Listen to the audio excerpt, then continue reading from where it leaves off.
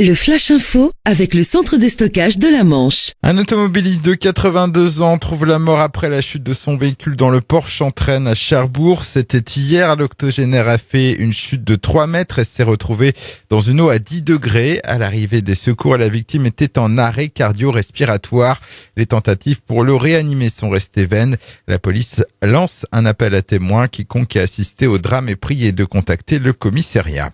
3 véhicules, dont un poids lourd impliqué dans un accident hier sur la nationale 174 au niveau de Condé-sur-Vire dans le sens Saint-Lô-Guilberville. L'une des voitures s'est retrouvée renversée sur le côté. L'accident, dont les causes ne sont pas connues, n'a pas fait de blessés.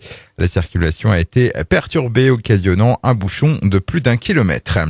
La commission locale d'information d'Orano-La Hague, ex-Areva, s'est tenue hier à Beaumont, une CLI à l'issue de laquelle le responsable communication du site Gwenel, Thomas, a livré le bilan de l'année écoulée et les perspectives pour 2018. Écoutez. Sur le site de La Hague, je le rappelle, on continue à investir sur un rythme d'environ 200 millions d'euros par an, notamment au profit de la pérennité de nos installations et de la sûreté des activités.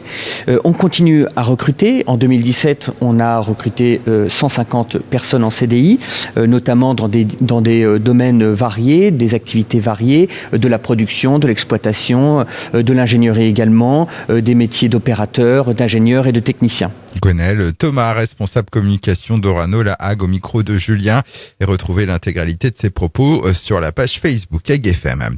Reprise de championnat pour la JS Cherbourg Handball, déplacement à Chartres pour le compte de la 14e journée de Pro League. La mission s'annonce compliquée face à l'un des ténors du championnat.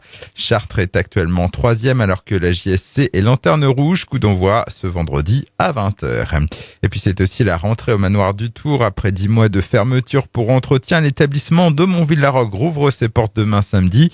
Transformation des différents espaces, des paysages et installation d'une nouvelle exposition permanente intitulée Un trésor au bout du monde. Elle propose une promenade au cœur de l'histoire, des richesses et des légendes de la Hague. Le Flash Info vous a été présenté par Landra, centre de stockage de la Manche à Digguleville. Pour en savoir plus et visiter notre centre, 0810 120 172, coup d'un appel local.